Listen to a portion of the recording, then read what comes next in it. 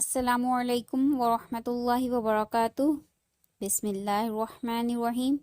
آج کا ہمارا ٹاپک ہے حمزۃ الوصل کے بارے میں۔ قرآن پاک کے اندر بہت ساری جگہ ہم نے دیکھا ہے کہ کچھ ایسے الف ہیں جس کے اوپر نہ زبر ہوتا ہے، نہ زیر ہوتا ہے، اور نہ ہی پیش ہوتا ہے، اور نہ کوئی اور حرکت موجود ہوتی ہے۔ تو ہم پریشان ہو جاتے ہیں کہ اس الف کے اوپر ہمیں کون سی حرکت لگانی ہے۔ یہ ایک بہت بڑی کنفیوژن ہے کہ ہم نے خود الف کے اوپر حرکت لگانی ہوتی ہے۔ تو اگر ہمیں صحیح معلوم ہوگا، اگر ہمیں اس کے رولز معلوم ہوں گے تو ہم اس الف کے اوپر صحیح سے حرکت لگا سکتے ہیں۔ تو اس لیے آج کی یہ ویڈیو بنانے کا مقصد یہی ہے کہ ہم صحیح جان سکیں، اس کے رولز جان سکیں کہ الف کے اوپر کون سی حرکت لگائیں گے تو وہ صحیح ہے۔ نہ ہمیشہ زبر لگتا ہے، نہ زیر، اور نہ پیش، اور نہ ہی ہمیشہ تیسرے حرف کو دیکھنا ہوتا ہے۔ اس کے کچھ رولز ہیں، آج کی کلاس میں انشاءاللہ ہم وہ کلیئر کریں گے۔ سب سے پہلے جانیں گے حمزہ کے بارے میں۔ جس الف پر زبر، زیر، پیش یا کوئی اور حرکت لگتی ہے تو وہ الف حمزہ ہو جاتا ہے۔ اب آتے ہیں وصل کی طرف کہ وصل کسے کہتے ہیں۔ وصل کہتے ہیں ملانے کو، کنیکٹ کرنے کو۔ جیسے ہم پڑھتے ہیں الحمد للہ رب العالمین الرحمن الرحیم۔ اب ہم اسے ایسے پڑھیں الحمد للہ رب العالمین الرحمن الرحیم۔ یہاں پہ ہم نے کنیکٹ کیا، رب العالمین الرحمن الرحیم۔ ہم نے دو آیات کو کنیکٹ کیا، آپس میں ملایا، انہیں جوڑا، تو اس ملانے کو وصل کہتے ہیں۔ اب ہم آتے ہیں حمزۃ الوصل کے قاعدے پر۔ قاعدہ نمبر 1، رول نمبر 1، اگر الف کے اوپر کوئی حرکت نہیں ہے اور الف کے بعد لام آ جائے تو الف پر زبر لگتا ہے۔ تو اب ہم مثال کے ذریعے سے سمجھنے کی کوشش کرتے ہیں۔ جیسے الذین، یہاں پر الف پر نہ زبر ہے، نہ زیر ہے، نہ پیش ہے، اور نہ کوئی حرکت ہے۔ اس کے فوراً بعد لام آ گیا ہے تو ہم اس الف پر زبر لگائیں گے، الذین۔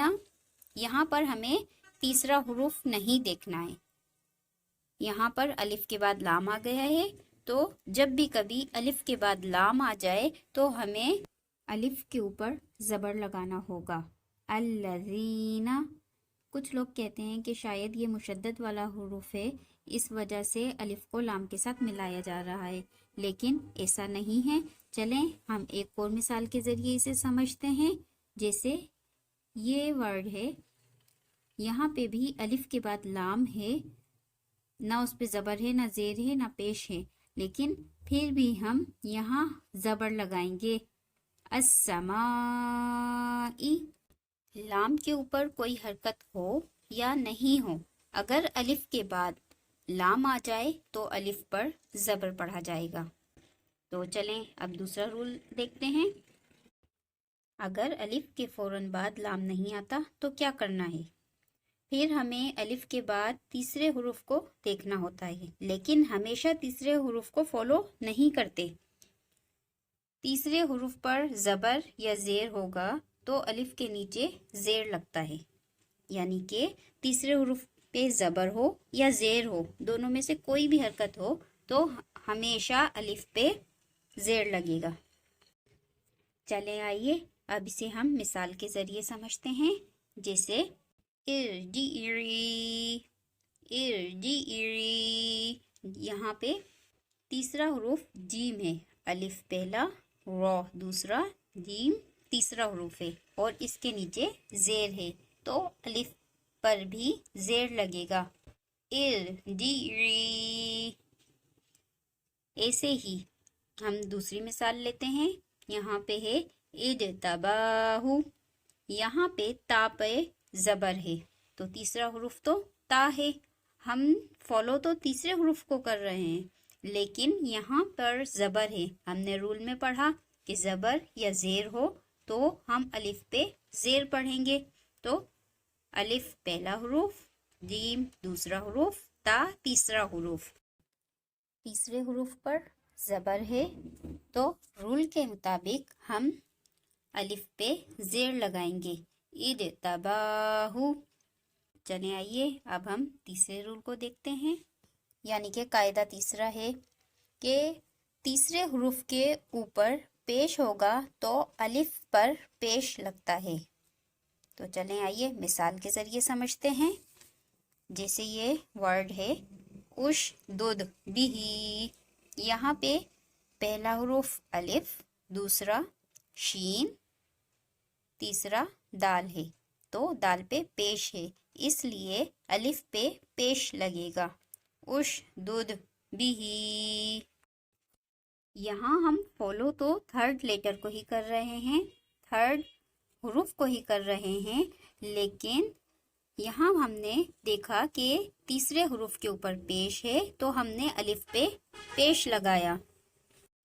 जैसे हमने रूल 2 में हमने देखा था कि ज़बर या ज़ेर हो थर्ड लेटर पे तो हम अलिफ पे ज़ेर लगाएंगे। इसी तरह से इस रूल में हमने सीखा कि अगर तीसरे लेटर पे पेश हो, तीसरे हुरूफ पे पेश हो तो हम अलिफ पे पेश लगाएंगे। एक मर्तबा हम दोबारा से समझ लेते हैं, रिपीट कर लेते हैं। कायदा नंबर 1, अगर अलिफ के बाद लाम आ जाए तो अलिफ पर ज़बर लगता है।